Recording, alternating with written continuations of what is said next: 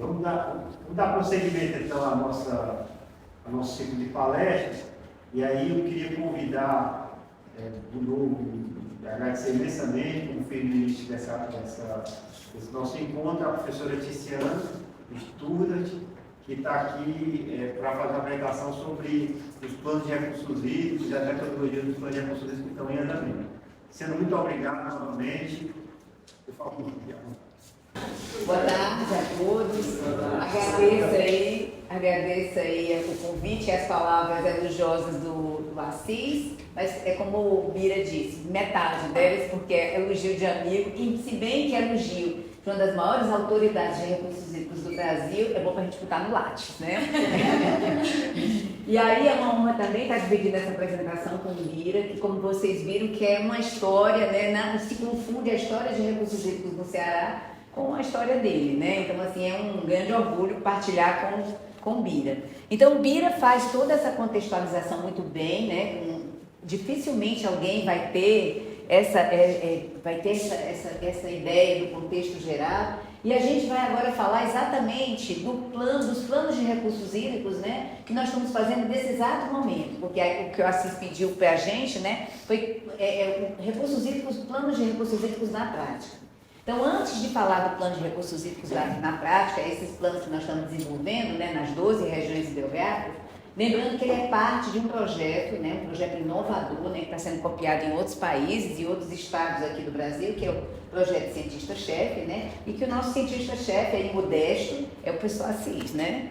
E esse plano, a grande inovação desse plano, não é nem fazer os planos das 12 regiões hidrográficas, mas a metodologia desse plano é que é inovadora, né? Inclusive, ela está concorrendo para o plano de inovação de 2023 da ANA. Essa metodologia. Então, mais que fazer o plano, também foi construir uma metodologia participativa, um grande embasamento científico, né? Com incorporação de mudanças climáticas. Então, tem toda uma... Vocês vão ver aqui quando a gente estiver falando. Eu tomei como exemplo, né, o plano do Salgado, né, da região hidrográfica do Salgado, que foi um dos últimos a ser aprovado, e aí tem até uma observação, que na época que nós fomos aprovar o Salgado, né, agora em abril, né, uma pessoa pediu a palavra, a gente pensou que fosse problema, e na verdade era pedindo moção pela qualidade do plano, era da Câmara Técnica do Comitê de Bacia, que normalmente a Câmara Técnica é muito conscienciosa, né, muito crítica dos resultados e tudo, e a Câmara Técnica do plano quis aprovar uma moção no comitê pela qualidade do plano, qualidade da metodologia. Então, assim, nos deu certeza que a gente estava no caminho certo, né? Ok, então vamos em frente, né? Então, o Assis gosta de chamar de os 20 passos do plano, né? Aqui vão aparecer menos de 20, mas porque tem umas fases que a gente vai colocar ainda, que são as fases da correção, né? Então é o seguinte, Assis e o Bira falaram do questionário. Então, tudo começa, nessa metodologia nova, com um questionário que é aplicado aos comitês de bacia. Então, lá, nesse questionário no Google Forms, eles dizem isoladamente, tá certo?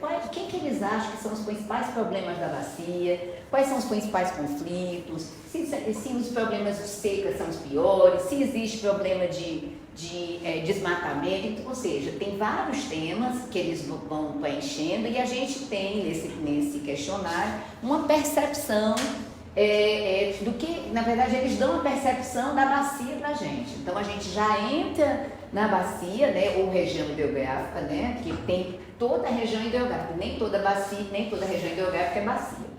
Então, nas regiões hidrográficas, depois nós fazemos uma entrevista, né, depois desse questionário, aí nós vamos ver a percepção do órgão gestor. Então, nós vamos, por exemplo, na bacia da metropolitana, que nós estamos entrando agora, então nós fazemos uma entrevista com o grupo focal de gestão, fazendo algumas perguntas, né? Quais são os principais problemas que vocês veem, onde é que tem conflito, para também ver agora a percepção do órgão gestor. E fazemos outra reunião, tá certo? Com outro grupo focal, que é o grupo focal da operação, para dizer qual é o sistema dentro da bacia metropolitana ou da bacia do Salgado, como é o caso agora aqui da bacia do Salgado, que dá mais trabalho. Vocês trabalham com as mesmas metodologias das outras bacias? Tem alguma peculiaridade que aqui vocês utilizam, né? Então, nós pegamos nesse grupo focal aqui, o grupo de operação e o grupo de gestão. E nesse grupo focal, no início do plano, lá em 2020, nós fizemos ainda na pandemia entrevistas, né, com o secretário de Recursos Hídricos para ele ver quais são os projetos que realmente ele acha que aquilo vai acontecer, quais os caminhos de recursos hídricos do Estado. Fizemos entrevista também com o secretário do Meio Ambiente e também com o secretário adjunto da Agricultura Irrigada, né, para a gente sentir, tem a percepção da bacia, a percepção do órgão gestor e a percepção aí do Estado, né? Como é que as coisas vão caminhar. Depois eu volto para cá. Então, assim, aqui cada cor é um bloco. Bira falou que tem um bloco que é o diagnóstico, que é o laranja, tem um bloco que é o prognóstico, que é o azul, e tem um bloco que é o bloco vermelho, que é o bloco do planejamento. Então, aqui são as várias reuniões que fazemos, né? No início, a primeira coisa que a gente faz é a reunião de partido. Então, na reunião do partido, nós vamos no comitê de bacia e a gente diz, olha, o que é um plano? O que é que nós vamos construir a partir de agora? Qual é a metodologia? E sempre com a COGE conosco, né? Uma apresentação sempre muito de parceria com o cientista-chefe, com a COGE. Então, nós explicamos o que vamos fazer, tá? E aí, depois a gente passa para uma audiência pública chamada Oficina Iniciando o Diálogo, inspirada exatamente como Bira falou, lá no Parque das Águas, que é iniciando o diálogo mesmo. O que é que a gente faz? Esse iniciando o diálogo é um pré-diagnóstico. Então, assim, não é ainda o diagnóstico todo, a gente leva algumas coisas. Então, a gente leva a caracterização da bacia, a gente leva para eles também a socioeconomia, a gente leva a demanda, pega toda a demanda do cadastro de outorga, pegamos a oferta, as vazões dos reservatórios, qual é a disponibilidade que nós temos, e a gente faz esse pré-diagnóstico. E nós enfatizamos lá na reunião de partida que o objetivo do plano é a fase vermelha, é a fase do planejamento, que o diagnóstico é com o que nós temos. Nesse iniciando o diálogo, que é uma oficina, né, uma audiência pública, nós reunimos, nós depois agrupamos toda a plateia, né, em 3 grupos. Um grupo que vai discutir tudo que nós falamos, tá, em meio ambiente, outro grupo com a demanda e outro grupo com a oferta. E o que eles vão dizer? Só olha, o documento que vocês apresentaram, por exemplo, não consta esse parque, essa área federal, por exemplo, eles poderiam dizer isso.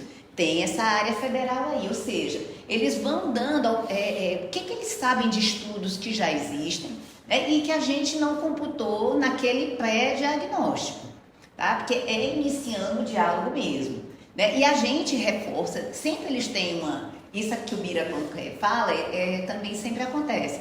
Só, olha, nós queremos um estudo disso. Nós queremos um estudo daquilo que não existe. Se não existe, não vai para o diagnóstico.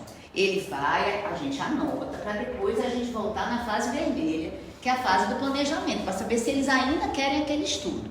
Diagnóstico é o que tem, porque nós não queremos cometer os mesmos erros dos planos clássicos, dos planos de antigamente, que era gastar todo o dinheiro no diagnóstico. Nós queremos gastar nossa energia no planejamento, aonde nós queremos chegar.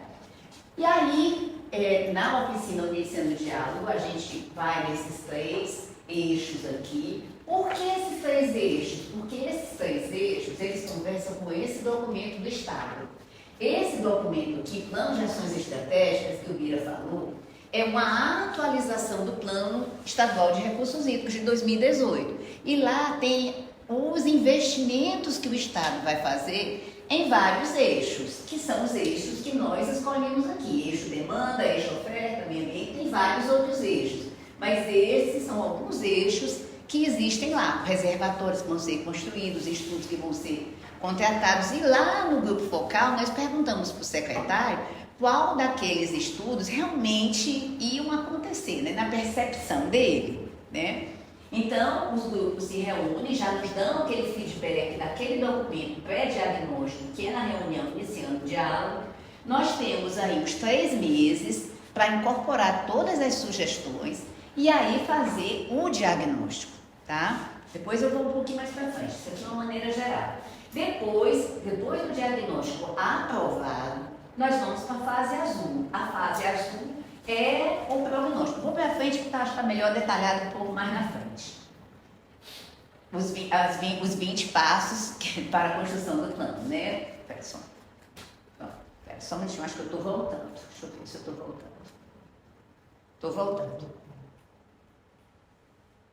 Aqui é só uma coisa que talvez valesse a pena, que são os vários planos, como o Bira falou. Então, nós temos plano nacional, nós temos o Fortaleza, Ceará 2050, esse plano de 2018, plano de segurança de barragem, os planos de bacia, os planos dos comitês, que são esses pequenininhos, tem os planos de saneamento, e esses planos vão conversar, tá? Vão conversar. Isso é mais na coisa mais geral.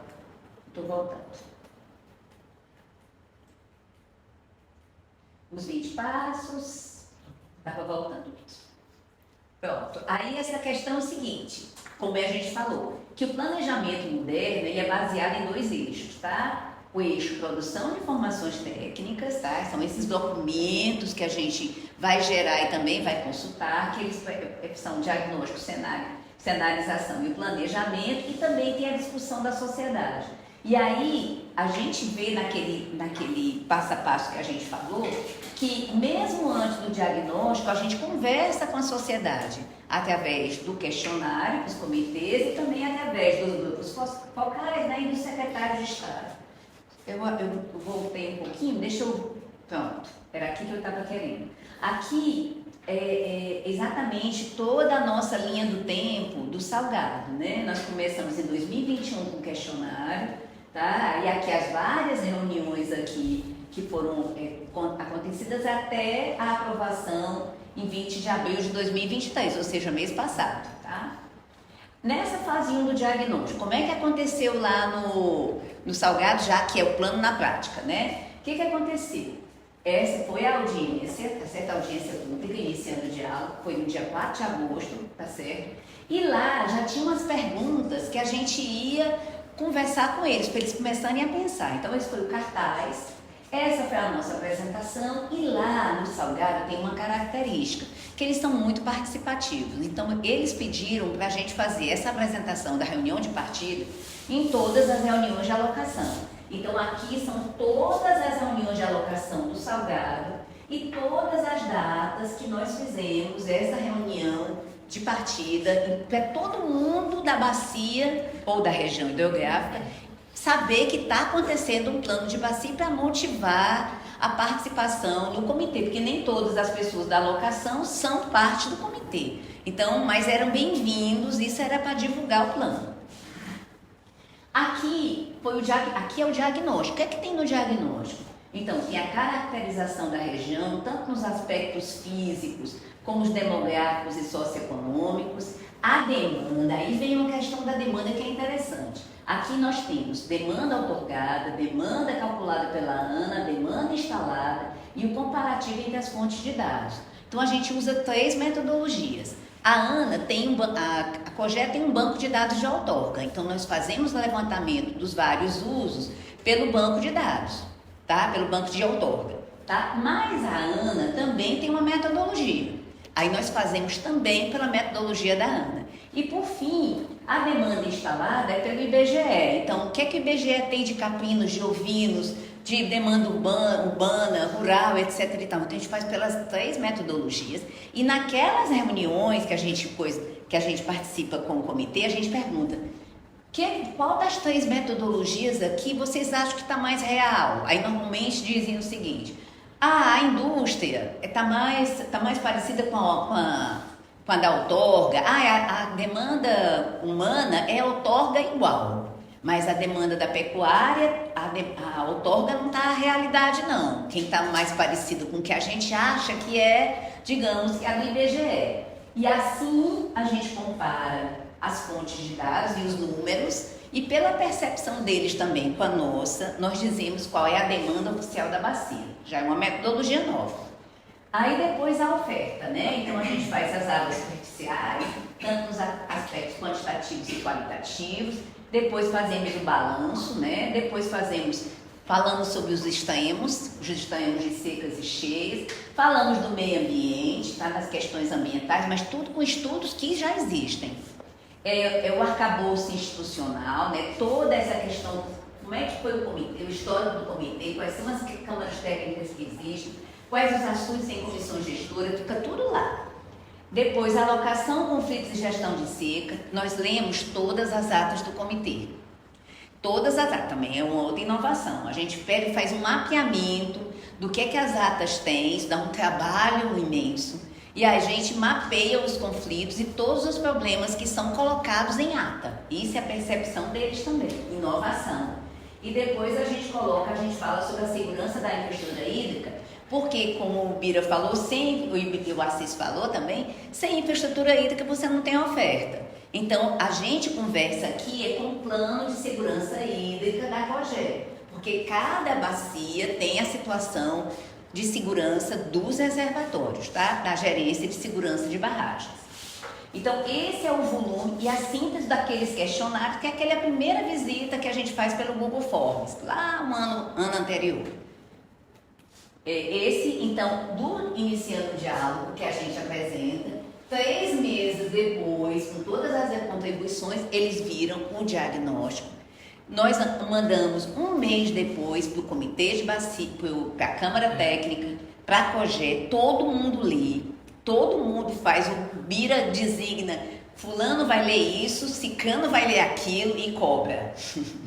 A Câmara Técnica também, eles devolvem a gente tudo em ata, né? Questões bem pontuais, assim, questões objetivas, a gente responde às questões objetivas, diz onde é que a gente mudou, o que a gente não vai mudar, por quê, e a gente dá essa resposta, que é um dos passos, né, que a gente falou que não está colocando ali, e aí sim nós temos a versão final do diagnóstico. Vamos para aquela última caixinha do diagnóstico, lá daquela reunião, que é a reunião de aprovação do diagnóstico, e aí o comitê aprova ou não. No caso, normalmente aprova, porque a gente já conversou muito com eles, né? Tudo que eles pediram a gente vai, ou então dizendo porque não colocou, né? Tudo é muito conversado.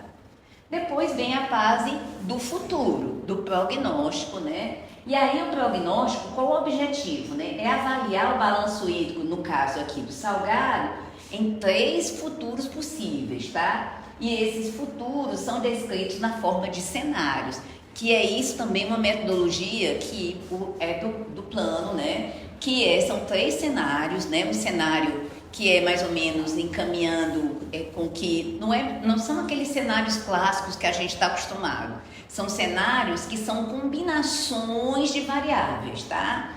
Então, nessas várias reuniões ao longo de 2020, ainda na pandemia, nós fizemos muitos planos online na pandemia, né? E também construímos essa metodologia na pandemia. A pandemia foi produtiva para a gente. E aí, esses cenários tinham variáveis-chave. Então, assim, qual a variável-chave? Demanda. Dentro da demanda, o que é que a gente iria perguntar? Abastecimento humano. A população vai crescer? Isso é no cenário futuro. Vai diminuir na indústria? Vão existir mais indústrias? Que tipo? Da irrigação, tudo demanda. Aumento ou redução de áreas, método mais eficiente, e assim vai se construindo uma matriz de possibilidades, que é essa aqui, olha, essa aqui é a nossa reunião ainda na pandemia, né? A CIS aqui, eu e a professora Sandra, com o secretário de Recursos Hídricos, fazendo exatamente as perguntas das percepções, né, na sala da Secretaria de Recursos Hídricos. A máscara é muito significativa da época. Muito, 2020, né? Isso aí, Assis, 2020. Bem na pandemia e a gente fazendo plano de recursos hídricos, tá? E aí, isso foi a planilha de possibilidades, ó. Então, essa metodologia cria essa planilha. Demanda. Quais são as variáveis? Abastecimento humano, indústria, agropecuária, serviço e agricultura. Ou seja, as variáveis são os usos. Dentro do abastecimento humano, quais são os parâmetros? População. Quais são as hipóteses? Ou a população aumenta, ou a população reduz, ou a população mantém. São as possibilidades. No caso de consumo per capita, ou pode aumentar, ou pode reduzir, ou pode manter. Então, isso aí, em função de várias reuniões entre a equipe do cientista-chefe e a COGE, chegamos a essa conclusão dessas possibilidades e dessas variáveis e desses parâmetros, né? Por exemplo, a oferta superficial, reservatórios planejados. Vai haver implementação ou não há implementação? A terceira opção não existe, ou há ou não há. Então, isso aí são possibilidades. E aí, essa matriz é que vai para o comitê não, na verdade é uma reunião mais ampliada do comitê, para eles, na percepção deles, né, e também dos atores que vão efetuar isso. Por exemplo, não adianta nada eu perguntar para uma pessoa da UFCA, por exemplo, se vai aumentar a indústria. Eu tenho que entrevistar, são os industriais do Cariri. Não adianta nada eu perguntar para qualquer pessoa se eles vão continuar na mesma cultura. Eu tenho que perguntar para os irrigantes. Então, nós selecionamos atores chaves de cada uma dessas. Vamos perguntar para a CAGES, vamos perguntar para os setores que vão gerar esse futuro. Tá certo? Por isso que o nome da oficina é Sementes do Futuro.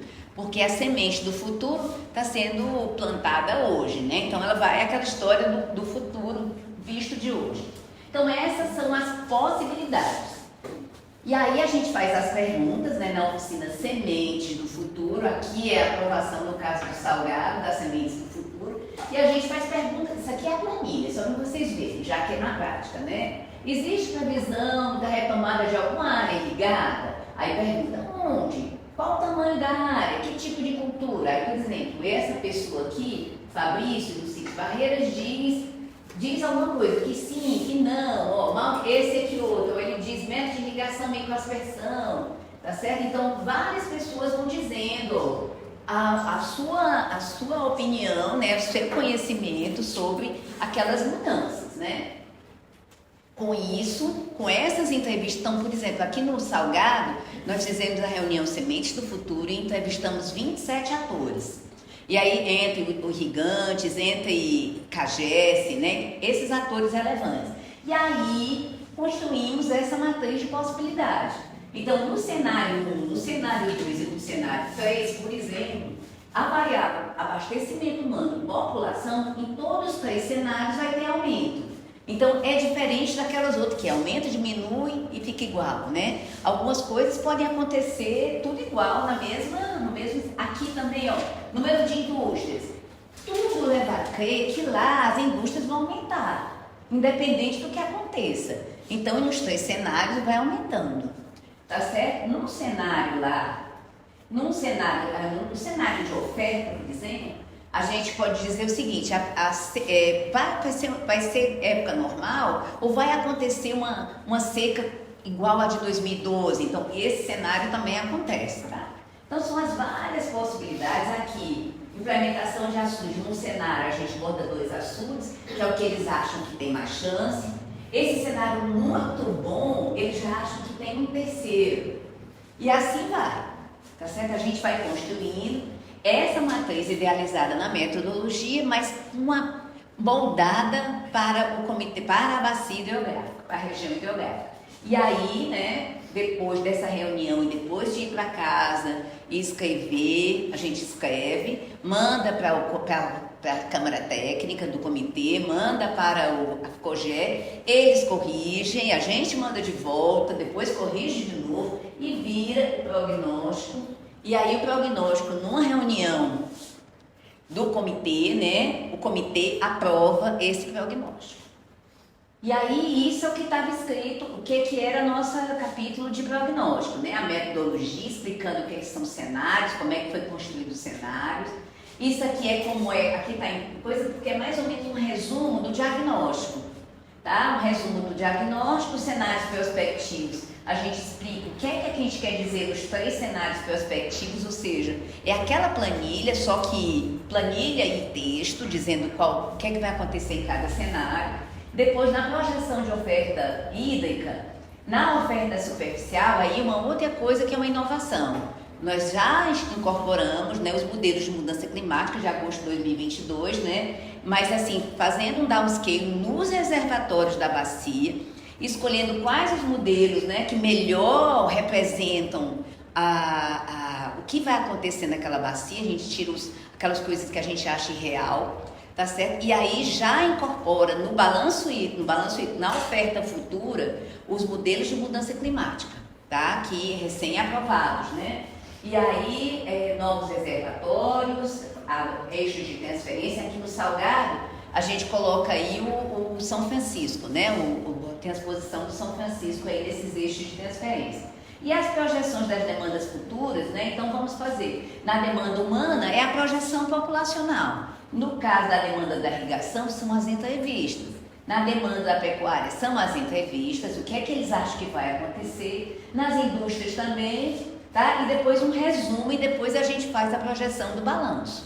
Então, basicamente, esse é o sumário do prognóstico, do volume prognóstico. Então, eles vão para a reunião, né? E aprovam o prognóstico, que é a cara deles, né? Não tem muito o que modificar, porque a gente foi costurando em função de todas essas conversas que tivemos com o comitê.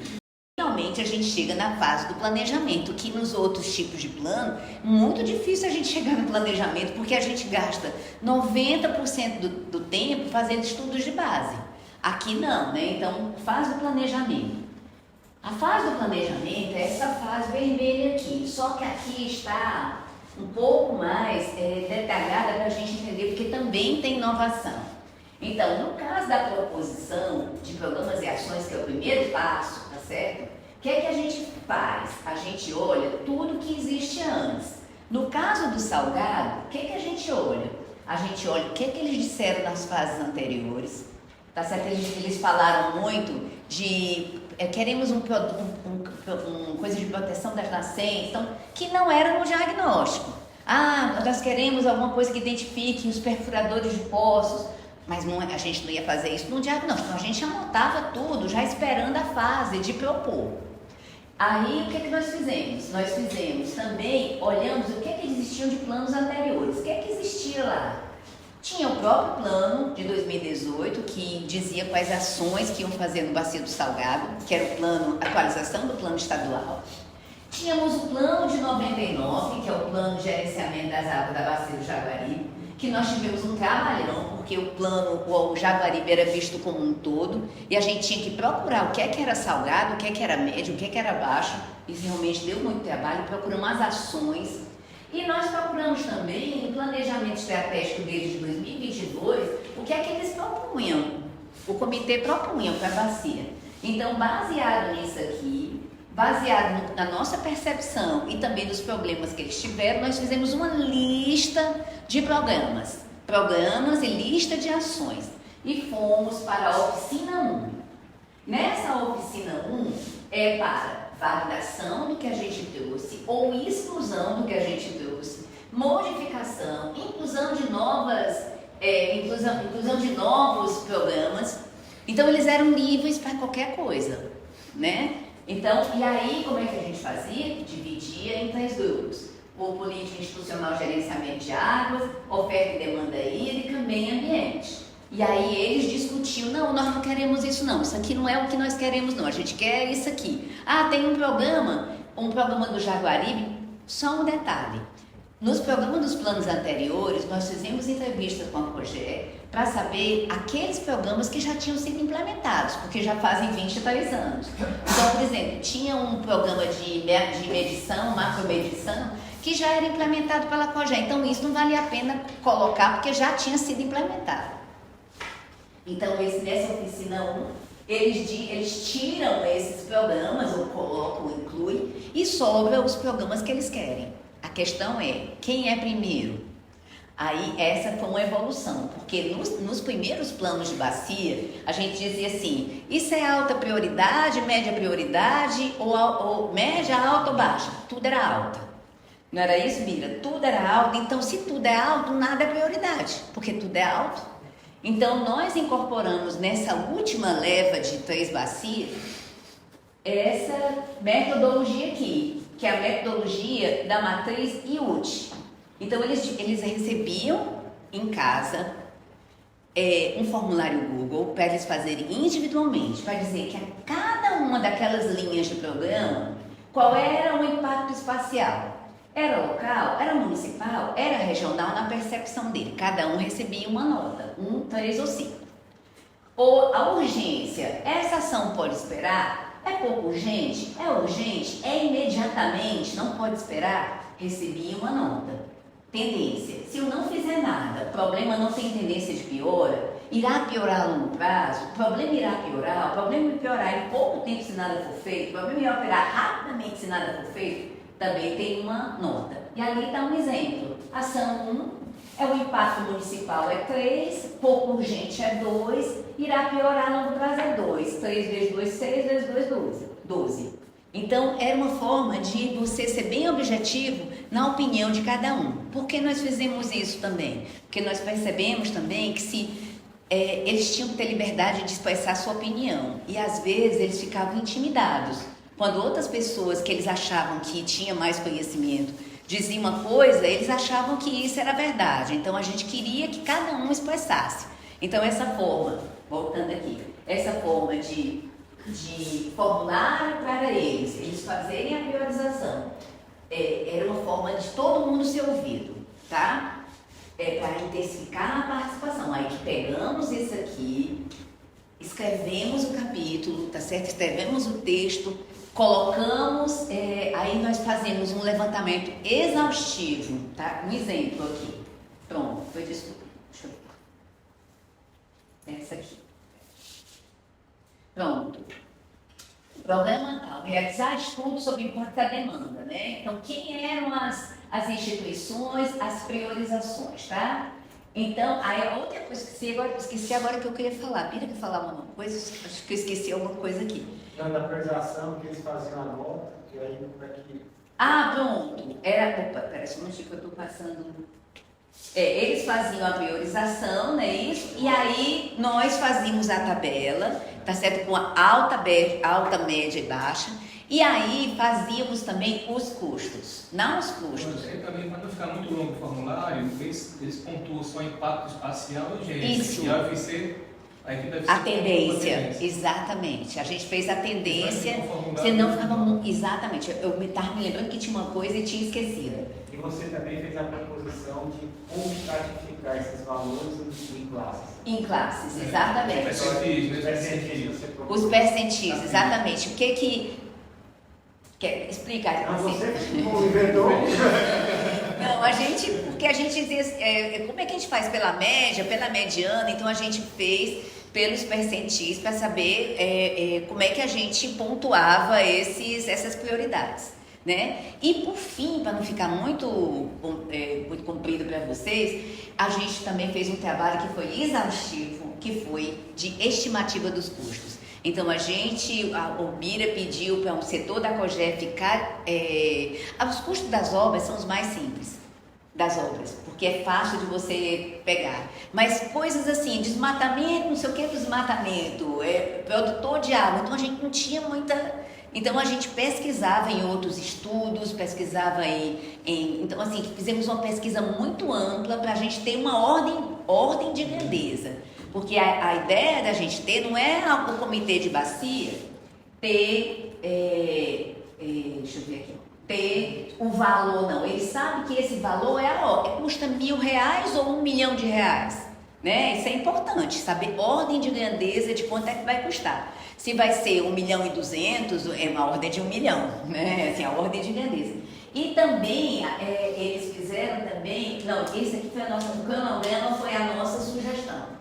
E lá, o cronograma, quem vai ser primeiro, quem vai ser depois, foi a nossa sugestão. E na reunião final, eles aprovam, né, modificam alguma coisa que eles acham que não está boa, tá certo? E a gente aprova o plano finalmente, tá? Deixa eu ver se tem mais alguma coisa aqui. Eu estava só preocupada com vocês aí com o horário.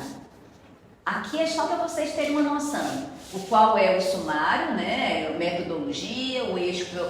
Aí a gente monta cada programa, tá certo? E explica o que que é cada programa, mas também tem uma tabela dos programas, quais as ações, os valores, né, a estimativa dos custos e o cronograma, né? Então, assim, tem a tabela e tem o texto. E aqui é só para ter uma noção, aqui no Salgado, nos eixos temáticos, né, são 5 eixos, foram 92 ações, mas essas 92 ações em 17 programas. E a gente vê que os aspectos institucionais é o que tem menos ações, porque é muito do Estado, né, uma coisa mais geral. Né, e tem muito, oferta, né, porque é muito perto deles, os reservatórios, né, os sistemas adutores, é uma coisa que é palpável, e os aspectos ambientais, no caso do Salgado, esse aqui. Né, aqui, as prioridades, a gente vê que a prioridade média é a que ganha mais. Nos planos anteriores, pela outra metodologia, quem ganhava era alta, era tudo alta. Né? Então agora a gente teve uma coisa diferente. Eu acho, né? Eu acho que é alto. Eu acho. Agora tem um científico, né? Agora tem um número. Você pode chegar na Exato. Exato. E aí, esse é um exemplo do eixo de demanda, né? Um exemplo, só um exemplo aqui de alguns programas, né? E a gente inovou também em classificar qual é. Aqui está tudo em estrutural, tá? Tem um projeto, tem estrutural, tem ações que são de gestão, então a gente catalogou também os grandes grupos, né, de programas, né, tipologia de soluções.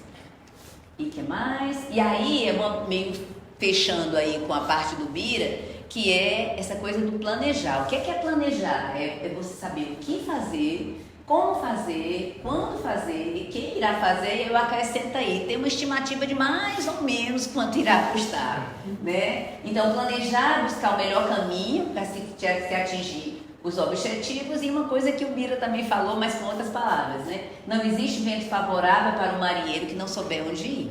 Então, a gente tem que saber para onde ir para a gente chegar lá, né? É isso aí.